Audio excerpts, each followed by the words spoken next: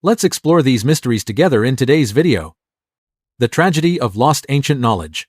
Throughout the history of humankind, the loss of ancient knowledge stands as a profound tragedy, one that has deeply affected the course of civilization's development. When great libraries such as Alexandria, the repositories of China, or Constantinople were destroyed by politics or social upheaval, humanity lost a significant portion of its precious intellectual treasures. This did not merely consign countless scientific, technical, and philosophical achievements to oblivion, but it also left a lasting impact on the rhythm of global progress. The Library of Alexandria was once the greatest center of learning in the ancient world, housing hundreds of thousands of manuscripts across the sciences and humanities. It was not only a repository of knowledge but a vibrant meeting place, where scholars from diverse cultures gathered, fostering dialogue and innovation. When this library was consumed by fire, countless unique works, along with the opportunity to preserve and advance ancient traditions of thought, vanished forever. Other great libraries, such as those in Athens and Pergamon, were also ravaged, bringing about the gradual disappearance of entire collections of philosophy, literature, history, and natural science. In Asia, the infamous book-burning edict under Qin Shi Huang disrupted the intellectual flow of Chinese civilization. In Constantinople, waves of looting and prolonged conflict resulted in the irreparable loss of countless Greek and Roman manuscripts. Medieval Europe faced waves of religious purges, reforms, and wars, leading to the destruction of libraries, the burning of books, and the long-term loss of entire bodies of knowledge over many centuries. A telling example of these consequences is found in the story of Hero of Alexandria, the inventor of the world's first steam engine and odometer. Had the manuscripts describing his invention survived and been widely disseminated, mechanical technology might have developed thousands of years ahead of its time. The loss or disruption of so many advanced scientific and technical achievements slowed the progress of many great civilizations. Countless ideas had to be rediscovered or waited for unique social conditions before they could truly flourish. Modern researchers believe that the disappearance of ancient records and knowledge was not just a loss for one culture, it interrupted the entire journey of human development. If those vast libraries had not been destroyed, many scientific, technological, and philosophical revolutions might have arrived centuries earlier. The lesson is clear. Preserving and passing on knowledge is not only a responsibility to the past, but an essential task for the sustainable growth of the future.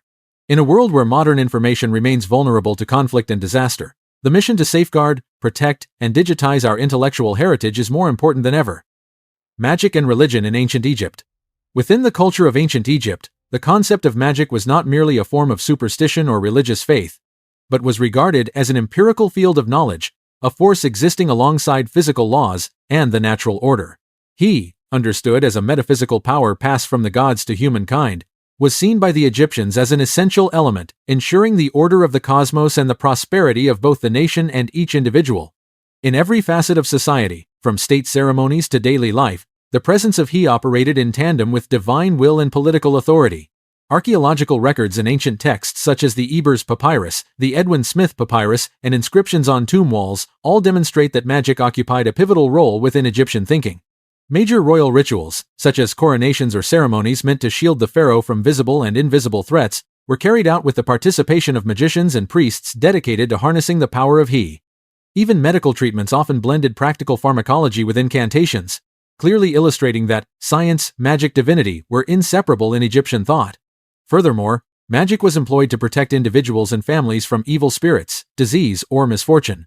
Amulets and talismans were painstakingly crafted and tied to complex rituals intended to activate the power of He and safeguard the well-being and prosperity of their bearers.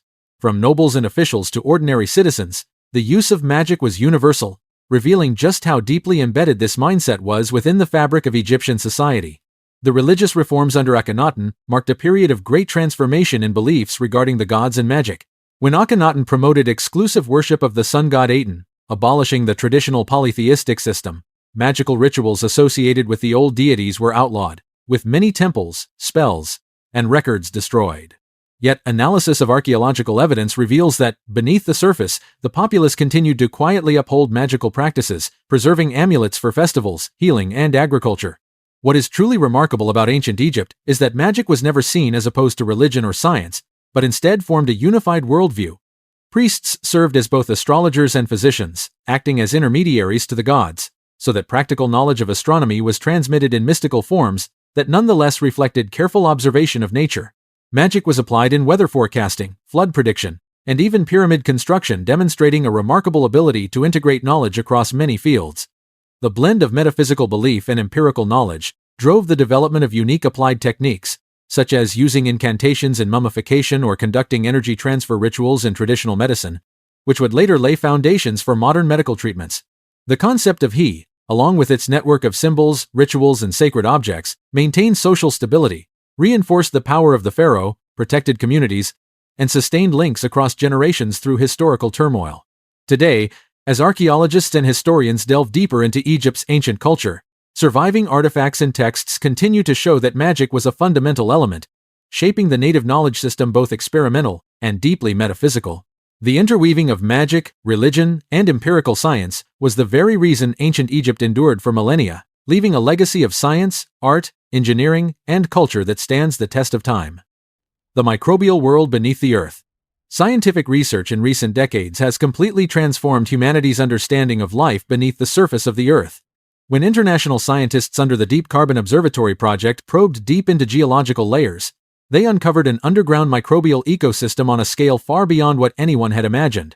According to scientific reports, the total biomass of microorganisms living underground is estimated at around 23 billion tons, twice the biomass of all living things in the world's oceans. Most of these bacteria and microbes exist at depths of up to several kilometers below the surface, where there is no sunlight, high pressure, and harsh chemical conditions. The most remarkable feature of this subterranean biosphere is its ability to thrive independently of solar energy. Rather than photosynthesis, many species of bacteria and archaea have evolved chemosynthetic mechanisms, using energy from chemical reactions between minerals, water, and gases such as hydrogen or methane to survive. Some groups even produce methane as part of their metabolic cycles, creating sources of energy and nutrients deep in the earth, far removed from light or surface organic matter. Genetic studies reveal that this underground ecosystem is incredibly diverse, with millions of microbial strains, many of which are entirely isolated from the life found on the surface. Some strains have been cut off from the outside environment for millions of years, resulting in unique genetic systems that offer valuable insights into evolutionary processes and biological adaptation under extreme conditions. These discoveries have profound implications for the science of extraterrestrial life. The deep Earth biosphere demonstrates that life can develop in places without sunlight, under great pressure, and with limited resources conditions similar to those on many other bodies in the solar system and beyond. As a result, studying these underground microbes has expanded our understanding of where life might exist, providing reference data for missions searching for life on Mars or on icy moons like Europa and Enceladus. Modern science is thus shifting from the traditional surface-based view of life to a more multidimensional perspective, in which the hidden world beneath our feet becomes a key area for biological and astrobiological research. The nameless Roman city in Spain. When archaeologists first encountered the buried ruins deep beneath the Iberian Peninsula, no one could determine the origins or the true name of this ancient city. On the surface, only scattered traces of stone and foundation remained, buried over thousands of years. It was not until 2023 that new excavations finally revealed the heart of an ancient metropolis, the largest plaza in the region, built in the earliest days of Roman rule in Spain. This plaza bears clear architectural marks of transition between two opposing cultures. Beneath layers of earth and rock, researchers identified the classic structure of a Roman-style plaza, yet interwoven with indigenous elements never before seen in other cities of the region. The paving stones still show scars of impact, and the large geometric slabs are surrounded by remnants of columns and foundations of public buildings. During the Roman Republic, the entire Iberian Peninsula was a battleground for ongoing conflict between occupying forces and native communities. The most notable event was the fierce uprising of the Soran people, which led to the city's total destruction around 70 BCE. The devastation was so complete that the city was erased from ancient records and even lost its name on historical maps. Today, scientists have only reached the center of the plaza and still cannot precisely determine the true size or boundaries of the city. All archaeological evidence points to a complex point of convergence, serving as a bridge between the old native civilization and the new Roman administrative system. This may be one of the earliest examples of Romanization, as the Romans gradually transformed traditional settlements into cities with standardized plazas and public infrastructure. From layers of charred ruins and debris, researchers are still searching for evidence of life before the Romans and the transformation that came with changing power. This nameless plaza has become the starting point for new questions about the rise and disappearance of ancient cities that once stood between two great cultures of Western Europe. What has been uncovered is only the beginning of a long journey, where each stone and each sediment layer could reveal a new facet of ancient urban history. The ancient telescope. The Nimrud lens, also known as the Nimrud crystal, is a piece of crystal discovered in 1850 at the Assyrian site of Nimrud in Mesopotamia. At around 3,000 years old, it remains one of the most controversial artifacts regarding ancient optical technology. This object, crafted from clear quartz crystal, is slightly oval in shape, with two finely polished convex surfaces. It has a measured focal length of about 12 centimeters and produces nearly 3 times the magnification of the naked eye. Its size and shape are remarkably similar to modern magnifying glasses, revealing the advanced crystal working techniques of the ancient Assyrians. As for its purpose, archaeologists and historians have proposed several hypotheses based on experimental trials and ancient records. The most common theory holds that the lens was used as a tool by craftsmen to engrave fine details on tiny objects such as seals, amulets, or jewelry items so small they would be hard to see unaided. With the magnification provided by the lens, artisans could create intricate patterns on precious objects, illustrating the synchronized development of art and technology in the ancient world. Another theory suggests that the Nimrud lens may have been used as a burning glass, focusing sunlight to ignite fire, possibly for religious rituals or special purposes in Assyrian spiritual life. This matches accounts from ancient Greek and Roman sources describing fire glasses used in temples or sacrificial ceremonies. Furthermore, the lens's ability to concentrate heat could have been useful in chemical experiments, materials processing, or even medicine. However, the most intriguing hypothesis comes from researcher Giovanni Pettinato, who proposed that the Nimrud lens could have been part of a more complex optical device, perhaps even an early prototype of the telescope, based on surviving records of ancient astronomy. According to Assyrian accounts, planets such as Saturn were described as the god surrounded by a ringed serpent, suggesting that observers saw Saturn's rings something nearly impossible without optical magnification. Pettinato argued that only with such devices could ancient people have perceived these distant features. Besides the Nimrud lens, similar artifacts have been found in ancient Egypt and Greece, raising the question of whether knowledge of optics and lens-making once spread widely across early civilizations, perhaps even before what is documented in historical records. If this is true, the ancients' understanding of optics, light concentration, and energy might have reached an experimental level long thought exclusive to the modern era. The scientific community remains cautious about these theories, due to a lack of direct evidence for the use of lenses in ancient astronomy. Still, the discovery of the Nimrud lens and similar artifacts has prompted a reconsideration of ancient scientific achievements. These finds challenge us to re-evaluate the history of optical technology and broaden our perspective on how ancient civilizations accessed and applied natural knowledge, paving the way for later breakthroughs in modern science. Ongoing research into objects like the Nimrud lens demonstrates the value of interdisciplinary archaeology, linking materials, science, the history of technology, and humanity's evolving understanding of nature through the ages. The Second Sunday. In the field of astronomy, the hypothesis of a second sun called Nemesis has sparked debate for decades. According to some scientists, Nemesis could be a red dwarf or brown dwarf star, traveling in an extremely wide orbit around the Sun at a distance far beyond the known edges of our solar system. The existence of this object was proposed to explain the apparent periodicity of mass extinction events throughout Earth's history. Specifically, in 1984, physicist Richard Muller and colleagues at the University of California identified a cycle of roughly 26 to 27 million years between major extinction events in the fossil record. They hypothesized that Nemesis might periodically pass through the Oort cloud, a region at the solar system's edge containing billions of comets and icy bodies. Each time Nemesis approached, its gravitational pull could disturb this cloud, sending a surge of comets toward the inner solar system. As a result, the likelihood of cometary impacts with Earth would increase, triggering large-scale extinction events driven by forces from outer space. However, no direct evidence for Nemesis has ever been found. High-sensitivity infrared surveys, especially NASA's WISE project, have failed to detect any celestial object matching the proposed orbit and mass of Nemesis. Some scientists argue that if Nemesis does exist, it must follow an extremely distant and faint orbit, or that the extinction cycles are actually the result of a complex combination of geological and climatic factors, rather than the influence of a single astronomical body. The Nemesis hypothesis remains a part of ongoing efforts to explain recurring extinction patterns in planetary history.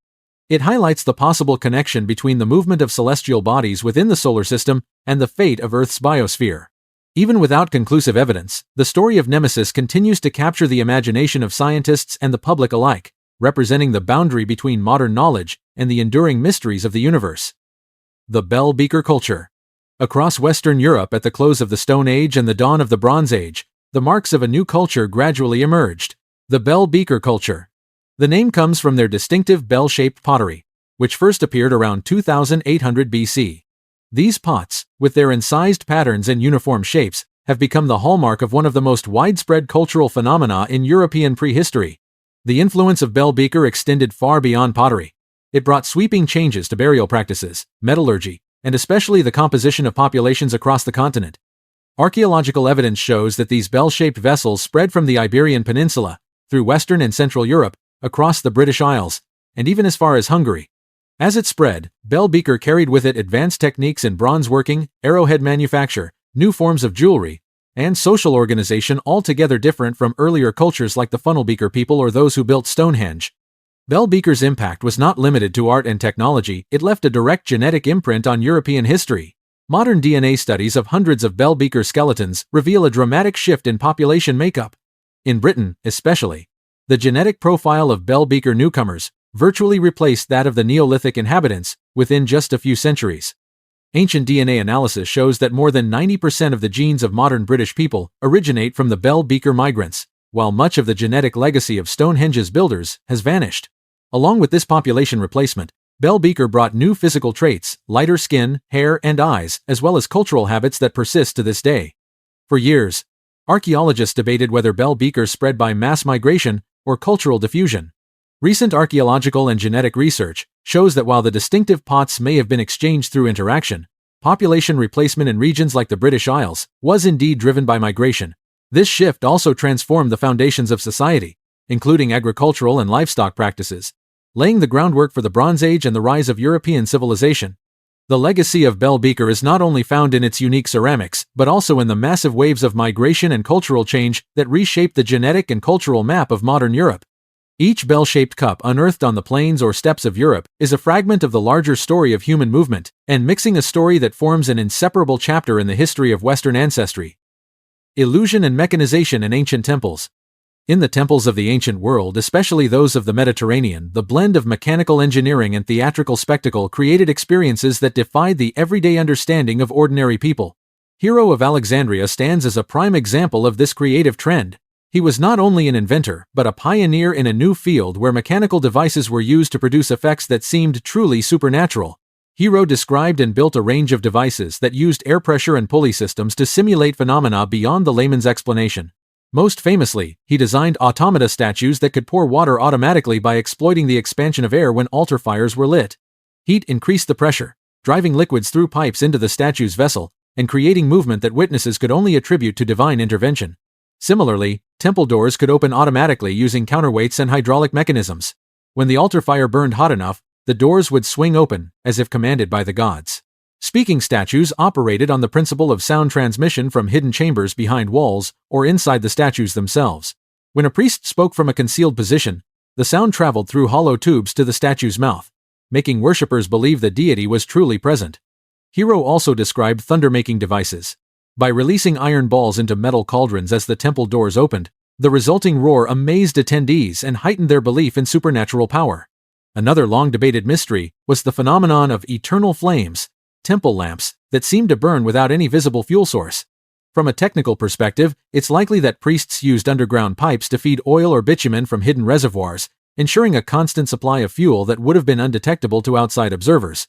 These inventions testify to the remarkable technical skills of ancient engineers, and the close partnership between applied science and architectural design within religion.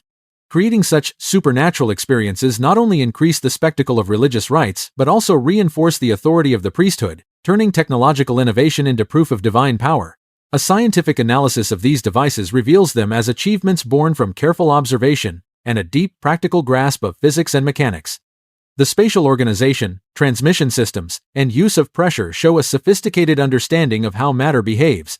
Through this, religious ritual was not only an expression of faith but also a testing ground for technology, fueling scientific progress and inspiring new generations of creators. The legacy of Hero of Alexandria and other ancient engineers shows that the boundary between magic and science has always been in flux throughout the progress of human knowledge. It is precisely this intersection that paved the way for some of the greatest technological leaps in history. The hypothesis of knowledge beyond its time.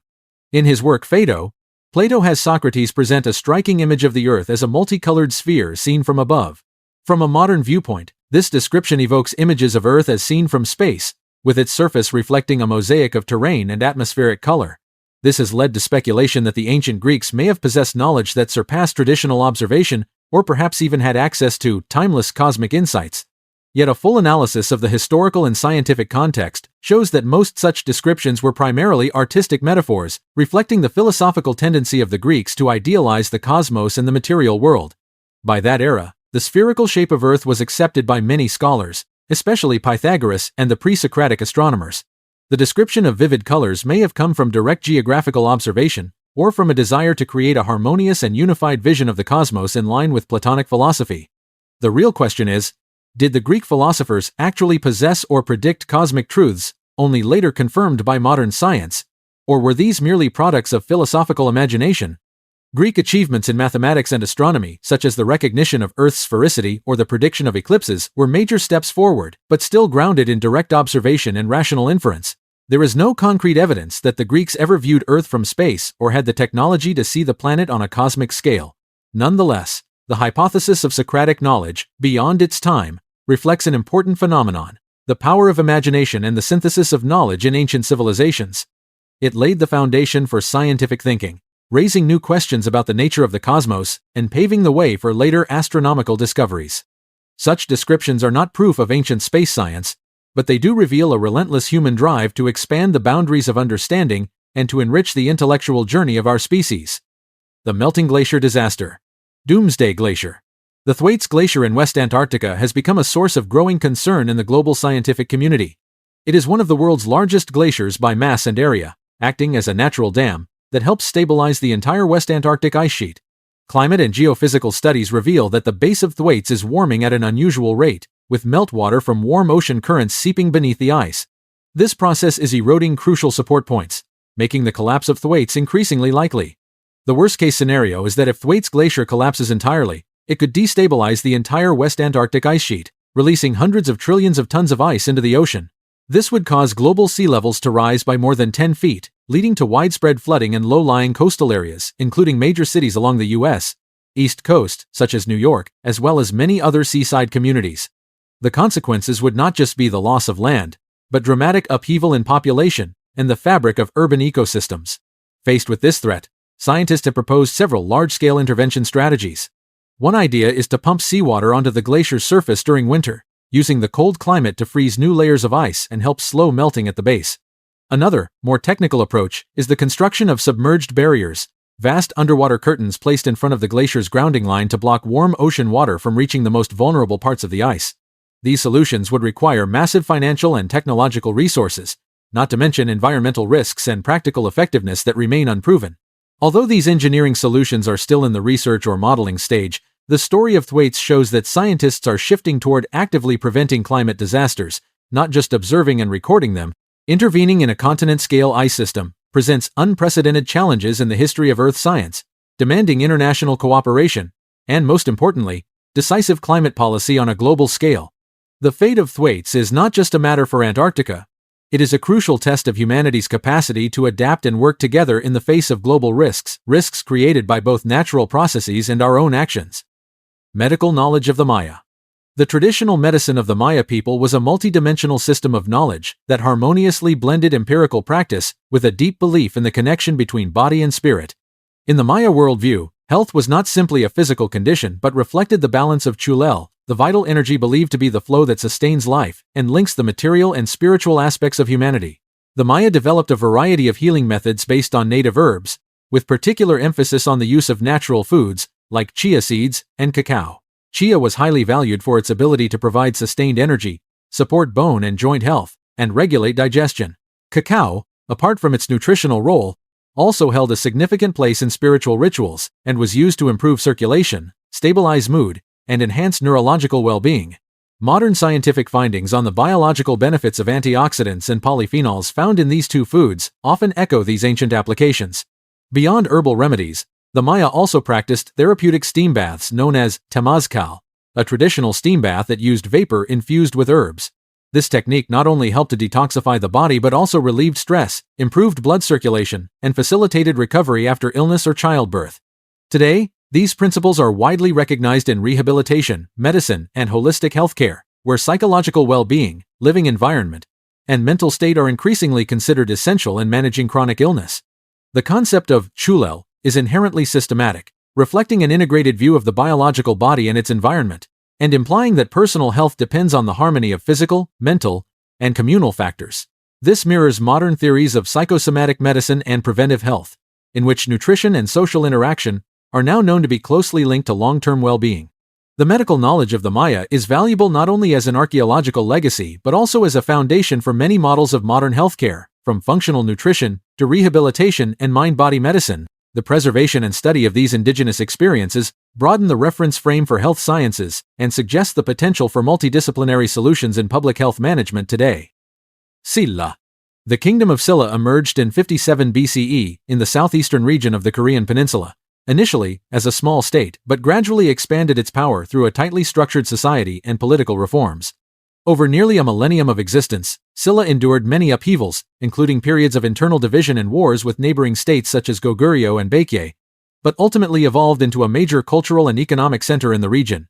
One of Silla's greatest turning points came in the 7th century, when it formed an alliance with China's Tang dynasty to launch large-scale military campaigns aimed at conquering its two rival kingdoms on the peninsula. After years of continuous warfare, Silla became the dominant force, and succeeded in unifying nearly the entire Korean peninsula in 668.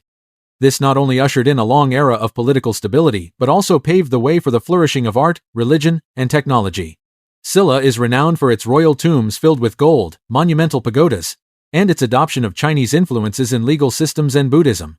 Silla's state administration was built on the aristocratic bone rank system, which divided the elite into clearly defined hereditary classes to tightly control power in key government positions. While this provided stability to the government apparatus, it also fostered a deeply conservative society. By the 10th century, Silla began to weaken under internal strife, pressure from regional military powers, and the rise of the Goryeo dynasty. In 935, Silla officially came to an end after nearly 1,000 years, leaving a profound legacy in Korean history in terms of art and governance.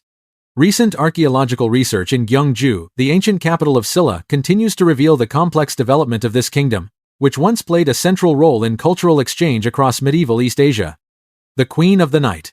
Among the world's most important collections of antiquities, the terracotta statue known as the Queen of the Night remains an unsolved mystery at the British Museum. Created about 4,000 years ago at the height of Babylonian civilization, this relief depicts a naked woman standing atop two lions, surrounded by owl motifs.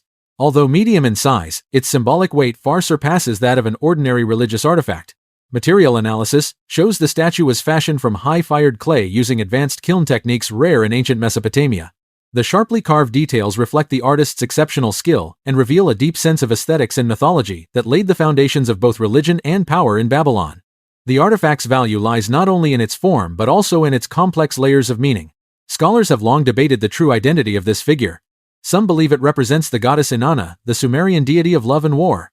Others see links to Lilith, a character from ancient Jewish tradition known as Adam's first wife, who later became a symbol of rebellion.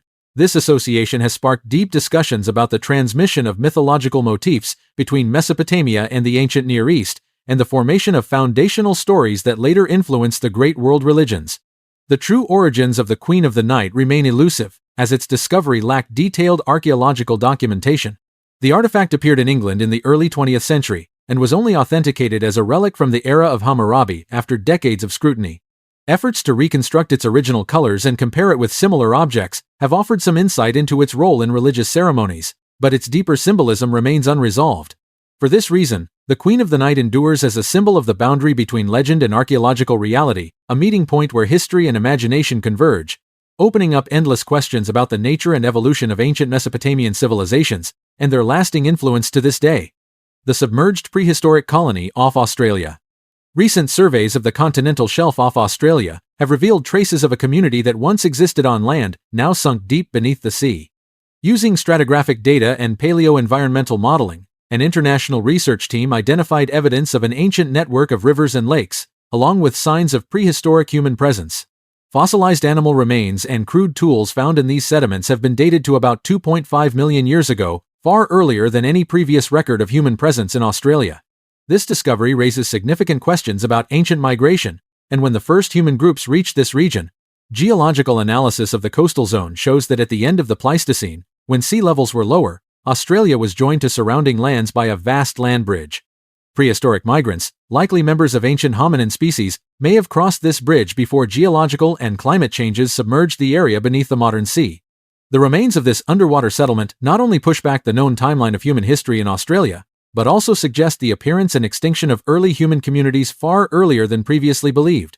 As the last great floods of the Ice Age swallowed the land bridge, evidence of human activity and the foundations of early societies were gradually buried beneath layers of seabed silt.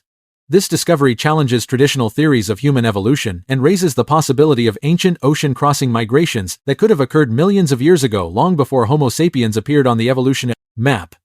Africa splitting in two. Beneath the soil of Kenya, geological upheaval is taking place at a pace that has captured the attention of scientists worldwide. A massive fissure has suddenly opened and is expanding through the narrow region, dividing communities and disrupting the lives of thousands. This phenomenon is not merely the result of heavy rainfall or surface erosion.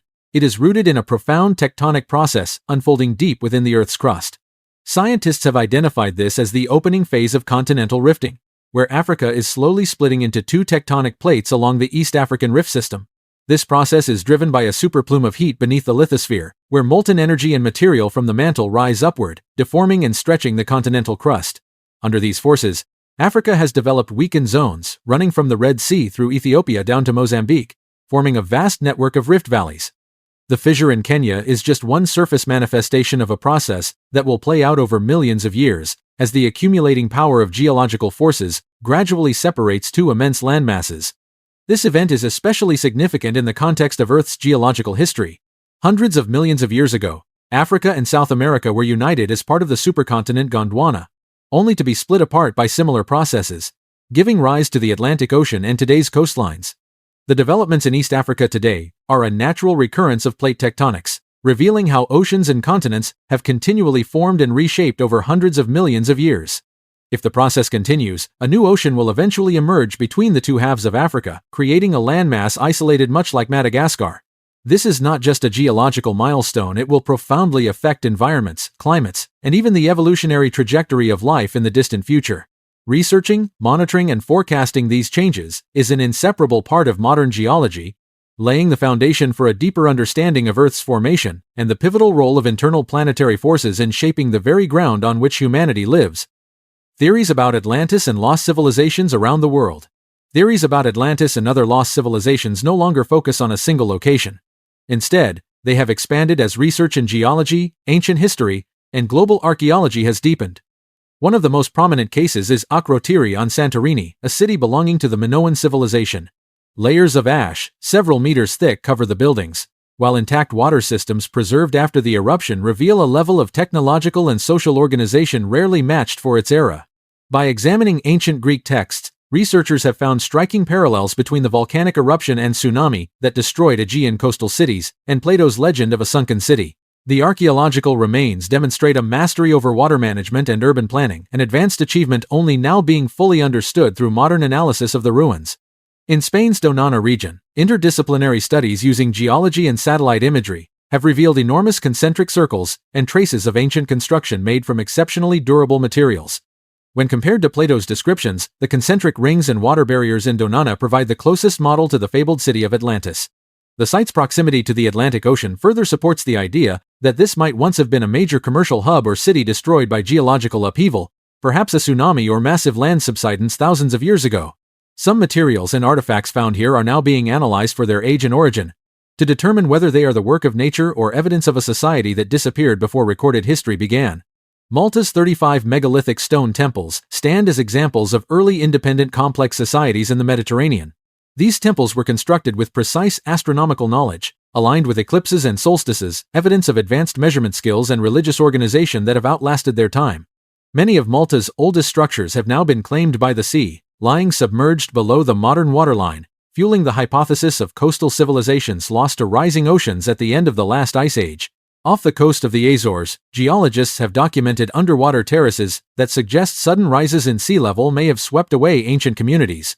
The Eye of the Sahara, a massive geological structure with concentric rings dozens of kilometers across, was once thought to be a simple landmark but is now drawing the attention of archaeologists because its shape so closely mirrors ancient maps of Atlantis.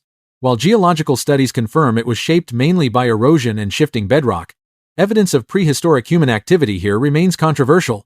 At Yonaguni, divers have discovered an underwater formation of step-like and right-angled stone structures. Some researchers argue these are natural, while others see them as the work of an unknown prehistoric culture of East Asia. When these cases are compared, a pattern emerges. Each site has legends of advanced cities that flourished, then vanished suddenly in the face of natural disaster.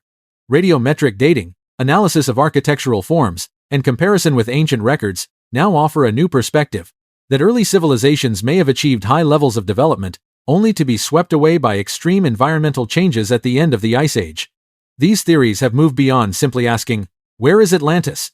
and now consider the broader question of how cycles of growth and collapse have shaped ancient civilizations worldwide. Each new archaeological discovery from the Mediterranean to West Africa adds to the growing puzzle of humanity's past.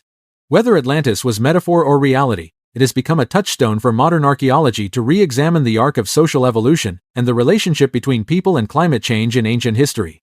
The ancient Teotihuacan village beneath Mexico City.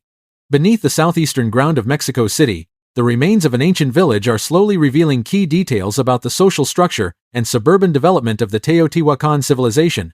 Modern archaeology has uncovered stacked layers of stone foundations and evidence of many generations living in succession for centuries.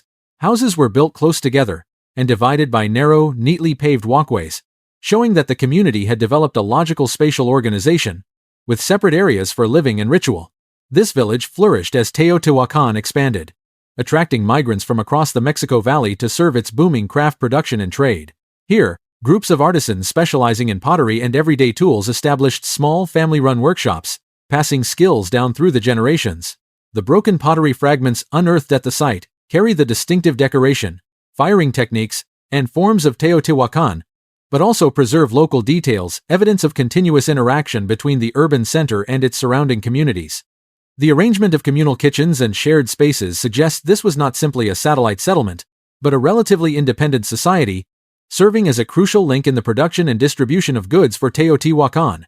Burial pits reveal complex funerary rites, with figurines and work tools placed beside the dead, indicating the development of unique religious beliefs influenced by the ceremonial traditions of Teotihuacan, where ritual sacrifice and god worship followed the pan-Mesoamerican pattern. The artifacts preserved in the ground, from stone tools to ceramics and animal bones, create a clear map of production and trade. Organic traces on the pottery even help identify the sources of raw materials, showing that the ancient village participated in trade routes stretching from the mountains to the ancient lakes and plains. Each layer of earth is a cross-section of daily life, from family meals to the religious ceremonies held at the changing of the seasons or when someone died. The village's role extended far beyond that of an ordinary settlement. It was the vital link connecting Teotihuacan to the entire basin. As the city grew, these villages became crucial relay stations for building materials and food supplies. This satellite network ensured the steady provisioning of the metropolis, shaping a diverse and stable economy that allowed Teotihuacan to thrive for centuries. Even after the arrival of the Aztecs, this land remained a legacy of layered cultural deposits. The Aztecs not only inherited the geographic location, but also the production networks and labor traditions established by Teotihuacan's satellite communities.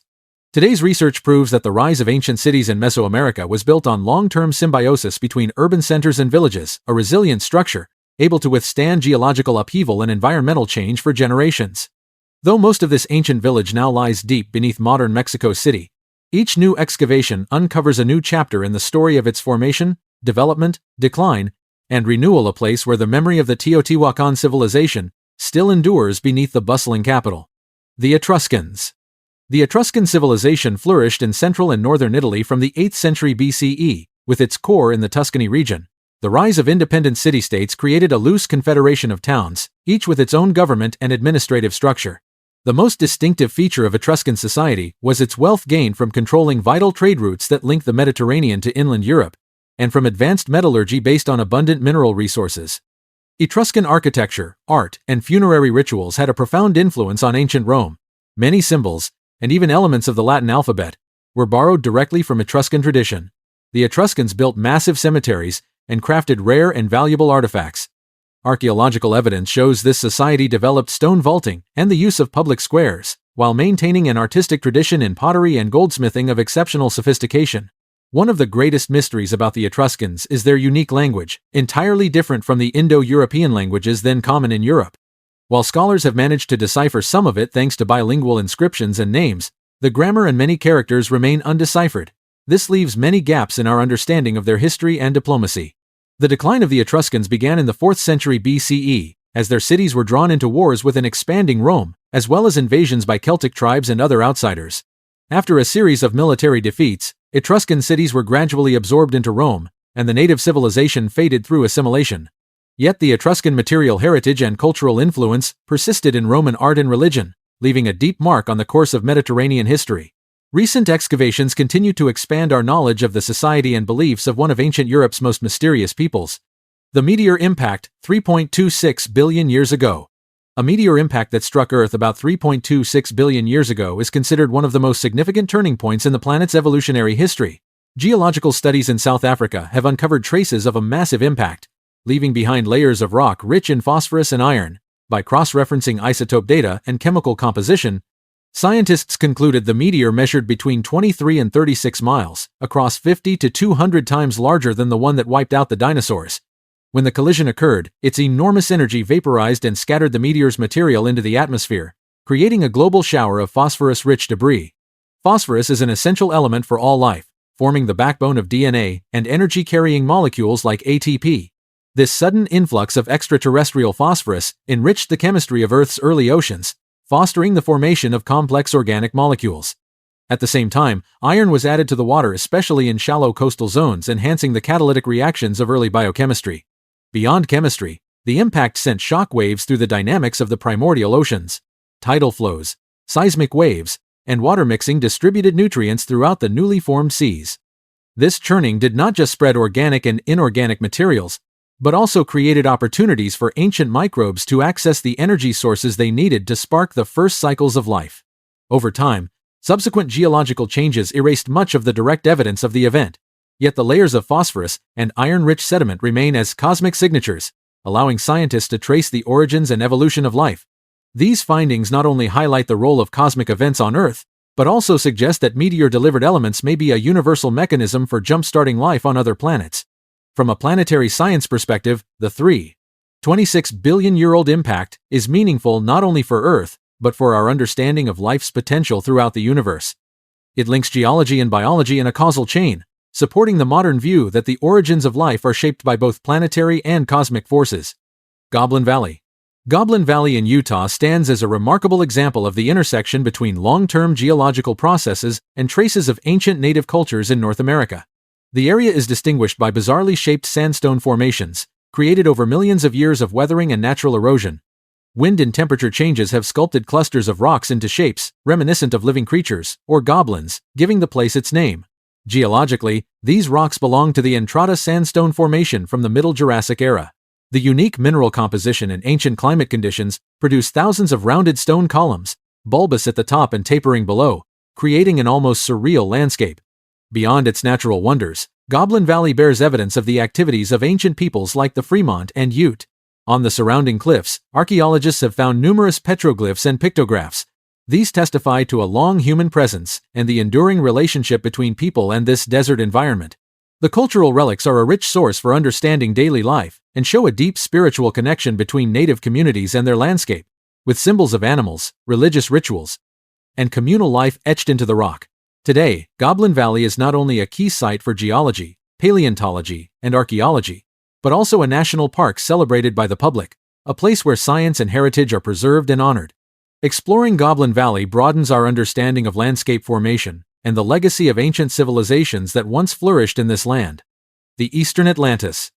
Beneath the turquoise waters of the Arabian Sea, a research team from the National Institute of Ocean Technology in India has identified a site lying nearly 26 feet below the surface, stretching along the coast of Gujarat. Rows of stone walls and an intact drainage system point to a carefully planned urban structure. Analysis of charcoal samples and organic material deposited here has dated the site to over 7,500 years before Christ, far older than many ancient cities known in India or the wider ancient world. Within the remaining sediment, scientists discovered what appear to be temple structures, residential zones, and straight causeways linking architectural clusters. Numerous stone tools and fragments of coarse pottery were scattered through the coastal sediment layers. These findings align closely with descriptions of Dwarka in the Mahabharata, an epic city said to have been built by the god Krishna, recorded as possessing stone buildings and advanced waterworks. What lies on the seabed raises profound questions about the technological abilities of the people from this era. They employed construction and water management techniques to create a city capable of supporting daily life and trade along the coast, a level of organization typically seen only in much later civilizations. Moreover, the submergence of Dwarka is tied to legends of a great flood that wiped out many cities at once, corresponding to accounts of global cataclysm some 12,000 years ago. This discovery, along with submerged cities in other areas such as the Mediterranean, supports theories of sudden climate shifts and rising sea levels at the end of the Ice Age that redrew the map of humanity. Countless civilizations may have been erased, leaving scattered traces beneath the ocean floor. Dwarka is not just an archaeological site, but a reminder of the possible existence of lost civilizations far older than the timelines imagined by modern societies. The mysterious highland culture of Venezuela's Andes. Deep in the valleys of Venezuela's Andes, an archaeological find has drawn scientists into the rugged highlands, where rock paintings nearly 4,000 years old still cling to the cliffs. Each image is a unique relic, from plant motifs to human and animal figures, painted vertically and horizontally across sheer stone using iron and manganese-rich pigments that have allowed the colors to endure the region's harsh climate. The scale of these murals extends far beyond a single religious site. They are scattered across multiple mountaintops, places first inhabited by early humans adapting to the mountain forests of northern South America. Unlike the known cultures of the Andes or South American lowlands, the art here does not resemble anything from Chavín, Tirona, or the Inca.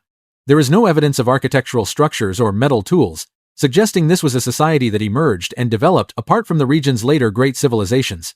Biological samples from the area ranging from plant remains to fossilized small animal bones show signatures of the tropical highlands, testifying to a long history of survival and development through semi-nomadic or hunter-gatherer lifestyles, with cultural memory recorded on stone. Genetic analysis of ancient DNA found here reveals significant differences from groups in the Amazon lowlands or Pacific coast, strengthening the theory that the northern Andes were home to a genetically and culturally distinct branch. Anthropologists believe these enigmatic designs were more than records of daily life or belief systems. They were a symbolic language encoding migration stories and origin myths, serving as a visual language for an isolated mountain community. The link between these rock artists and waves of migration southward after the Ice Age is being clarified by stratigraphic and absolute dating studies. Current research into these Andean murals is opening new pathways to understanding South America's prehistoric past, suggesting that the continent's cultural development was far more complex than classical models suggest. Every layer of paint and every undeciphered symbol may hold clues to the diversity and mystery of humanity's progress, and the critical role of mountain peoples in the broader story of South American history. The civilization buried beneath the Sahara. Beneath the sands of Libya's Sahara, analysis of satellite images collected by the oil industry has revealed a network of ancient cities and irrigation systems arranged with remarkable precision. Most striking among these remains are numerous fortresses, villages, and defensive structures, testifying to the Garamantes' advanced social organization and water management. This region marked the Roman Empire's frontier, a meeting place between imperial power and independent local groups who mastered survival in arid lands. On-site surveys have recorded underground canals, wells, and roads connecting settlements, evidence of sophisticated groundwater use and sustained agriculture in the desert. The layout of fortresses reflects the vital importance of water control and territorial defense, binding communities together along trade and migration routes from North to Central Africa. Satellite imagery also raises the possibility that multiple cultural layers exist in this region, with the legendary city of Zerzura standing out. Zerzura appears in many Arabic manuscripts and the travelogues of Western explorers since the 19th century, often described as a white city in the desert, full of treasure and mystery. Yet there is no archaeological proof of its precise location, or whether the newly discovered ruins are connected to Zerzura. Reconstructing the Sahara's history through a combination of satellite data and ancient sources continues to add details about the rise and fall of ancient societies here. It is likely that cities, forts, and irrigation systems changed hands, and were rebuilt many times in response to shifting climate, population, and Roman expansion. The challenge of deciphering the buried ruins goes beyond the Garamantes. It raises basic questions about the history of urbanization, survival strategies, and the meeting of civilizations in the world's largest desert. The mysterious Rosetta Stone of Spain. In the southwest of the Iberian Peninsula, the discovery of a stone stele has marked a turning point for European archaeology. Dating to around 2,600 years ago, its surface is carved with characters from the writing system of Tartessos, one of the most enigmatic and debated cultures in Iberian history. Despite repeated attempts, the script remains undeciphered. As a result, the history and legends of Tartessos must be reconstructed mainly through archaeological sites and accounts from neighbors such as Greece, Rome, and ancient Egypt. Tartessos once flourished as a major trading center at the junction of the Mediterranean and Atlantic, controlling the movement of tin, silver, and copper across the region. Archaeological evidence shows fortified settlements, temples, and a wealth of metalwork, ceramics, and jewelry crafted with extraordinary skill. For centuries, Tartessos attracted merchants and explorers from Greece, Phoenicia, and Egypt, but nearly all written records about it come from outsiders, not from within the culture itself. The newly discovered stele may offer key historical insights, emerging from an area that was once a crossroads of migration and commerce in the Iron Age. Its carvings depict battle scenes, human figures, weapons, and 21 unique script symbols, suggesting a sophisticated and previously unknown writing system. Some have speculated that the Tartessos language could be pre-Latin or a hybrid of Phoenician and native script, but attempts to decode it have so far been frustrated by the lack of bilingual inscriptions, unlike Egypt's ancient Rosetta Stone. As a result, much of Tartessos' written heritage remains locked away, obscuring the details of its society, beliefs, and the reasons for its mysterious collapse. The material legacy of Tartessos is visible in ruins, buried treasures, bronze statues, and gold jewelry, but its greatest mystery is the undeciphered script. The civilization vanished abruptly in the 6th century BC, leaving no signs of migration or destruction by war, only deepening its fascination for modern researchers. Deciphering this stele could help reconstruct the history of Tartessos and add a new chapter to Europe's ancient civilizations, shedding light on prehistoric links between Spain, the Mediterranean, and the wider ancient world. The headquarters and secret vaults of the Templars in Paris. The headquarters of the Knights Templar in Paris was once considered one of the most formidable and mysterious strongholds of medieval Europe. Though all surface structures have now disappeared, many researchers believe that underground passages and secret rooms remain beneath the city, waiting to be uncovered. At its height, the Templar commandery was a center of military and financial power, as well as a secure archive for documents, treasures, and sacred objects linked to the order's history. Some theories propose that the underground network beneath the fortress included tunnels connecting the towers, secret vaults, and meeting chambers deep within the old city's soil. In archival records and scattered accounts from the 13th to 19th centuries, witnesses occasionally mentioned inaccessible rooms believed to contain top-secret documents, precious artifacts, or even symbolic relics of the Templar order. It has been suggested that when the above-ground fortress faced destruction, particularly during the suppression of the order in the early 14th century, part of the Templar treasure and records were hidden below ground. Beyond historical analysis, modern geological and archaeological surveys have repeatedly found ancient foundations, tunnel fragments, and unusual architectural features beneath the site of the Templar headquarters. While no definite treasure chamber has been located, the dense layers of unexcavated substructure suggest that future discoveries remain possible. These underground systems were not only used for storing wealth and safeguarding information, but also reflect the Templars' remarkable skills in organization, construction, and security. The blend of material remains, legend, and fragmentary archaeological evidence has made the Paris Templar commandery a major subject of Western mystery. To this day, every clue about the underground complex continues to captivate researchers and explorers, fueling the quest to unlock the hidden layers of one of medieval Europe's greatest symbols of power, secrecy, and spiritual legacy. Vanguard Cave in Gibraltar. Vanguard Cave in Gibraltar stands as one of archaeology's most significant sites, providing vital evidence about the lives of Neanderthals and the ancient environment of the Mediterranean coast. The exploration of this cave opened a unique window into sediment layers that had remained completely sealed for nearly 40,000 years, giving scientists the chance to study fossil beds, artifacts, and traces of daily life in an undisturbed state. Inside Vanguard Cave, archaeologists uncovered signs of habitation, stone tools, hearth remnants, animal bones, and fossils from a range of species that once lived in the region during the Ice Age. The discovery of a Neanderthal child's milk tooth, alongside the bones of large predators such as hyenas and vultures, has helped to reconstruct the ecological dynamics and survival strategies of this prehistoric community. Studies show that the Neanderthals of Gibraltar did more than hunt and gather food. They also exploited marine resources like shellfish and aquatic life, demonstrating remarkable adaptability to the ever-changing environment along the shoreline. The presence of marine fossils such as large shells, found together with terrestrial animal bones in the same stratigraphic layers, provides direct evidence of interaction between Neanderthals and the local fauna. It also reflects how climate change shaped both ecosystems and the lifeways of ancient humans. The discoveries at Vanguard Cave do more than confirm the Neanderthals' adaptability, tool use, and social organization. They also offer new clues about why this human species eventually disappeared, and the role that shifting environments and natural forces played in the rise and fall of ancient populations at the edge of Europe. The scientific value of Vanguard Cave is crucial to our understanding of human evolution and the natural history of the Mediterranean world. Minoans and Mycenaeans. On the ancient lands of Greece, Two civilizations emerged in turn, leaving the first marks of writing and organized society in Europe. The Minoans, from the island of Crete, and the Mycenaeans, from mainland Greece, ushered in the historical era through their archaeological remains and early records. For centuries, these two communities developed palace complexes, ritual centers, and trade networks, laying the groundwork for later cultural, technical, and political traditions.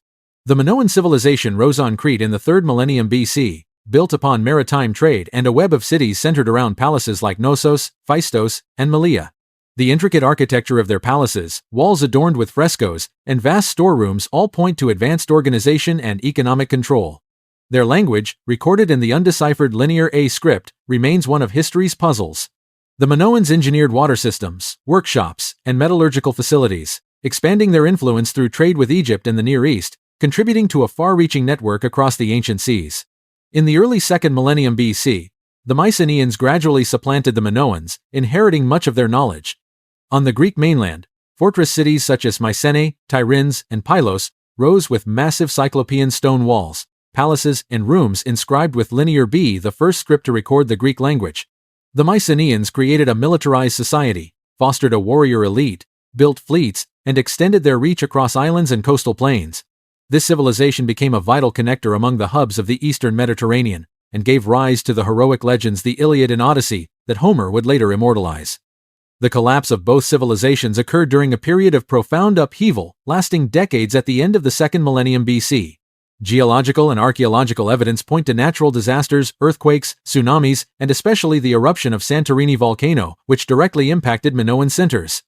Afterwards, waves of conflict, war, and incursions by new groups from the north weakened the Mycenaean palace system, culminating in the fall of the Old Order. After the fall of their centers of power, Greece entered a transitional era full of unsolved mysteries. Yet the legacy of the Minoans and Mycenaeans continued to shape future generations. Their architecture, art, social organization, scripts, and myths were carried on for thousands of years, forming the very foundations of ancient European civilization. The oldest temple in Abu Dhabi. An ancient architectural site recently discovered on Gaga Island, off the coast of Abu Dhabi, has been identified as the oldest known structure ever found in the Middle East. Experts have dated this site to around 8,500 years ago, making it even older than the previously discovered ruins on Marawa Island. Archaeological evidence reveals that this is a simple stone structure, consisting of low walls and a square foundation, reflecting the early building techniques of coastal hunter-gatherer and fishing communities in the region. Materials recovered at the site include fragments of broken pottery, animal bones, and stone tools, indicating that ancient people here had already developed skills in crafting and lived together in groups. The analysis of animal fossils along with plant remains has allowed researchers to determine that the climate during this period was relatively mild, and Gaga Island was once a resource-rich coastal area, ideal for settlement and the emergence of the first semi-sedentary lifestyles on the Arabian Peninsula. This discovery expands our understanding of how ancient communities formed in the Middle East, providing tangible evidence for theories about ancient waves of coastal migration moving through the Gulf region. Although only the low foundations and traces of primitive materials remain, the structure on Gaga Island holds great significance for regional archaeology, helping to clarify the historical picture of human societal evolution on the Arabian Peninsula in the period following the last ice age. The Woolly Mammoth Genome Study. The study of the woolly mammoth genome offers deep insights into the adaptation mechanisms of ancient animals to the harsh, icy environments of the polar regions. Woolly mammoth specimens unearthed from the Siberian permafrost have preserved their DNA in an almost pristine state. The analysis of complete genomes from several individuals across different time periods reveals a process of genetic evolution that unfolded over hundreds of thousands of years. By comparing the genetic sequences of the woolly mammoth with those of modern Asian and African elephants, scientists have identified unique mutations related to hair structure, thermoregulation, subcutaneous fat storage, lipid metabolism, as well as proteins involved in the body's response to cold. Certain genetic changes controlling the production of keratin and various fibrous proteins resulted in the formation of thick fur, excellent heat retention, and reduced energy loss through the skin. Other genetic adaptations relating to sweat glands, scent secretion, and the regulation of metabolic enzyme activity also contributed to the mammoth's survival in deeply cold conditions. Additionally, genes involved in lipid storage and the enlargement of fat cells supported the mammoth's ability to store energy and protect its internal organs during prolonged periods of low environmental temperatures. The research also found a diversity of immune system genes that helped mammoth populations adapt to specific pathogens common in cold, low-light climates. The process of analyzing ancient genomes has also revealed signs of declining genetic diversity in mammoth populations during the late Pleistocene. As the environment changed rapidly and the population dwindled, harmful mutations became more common, increasing the risk of extinction.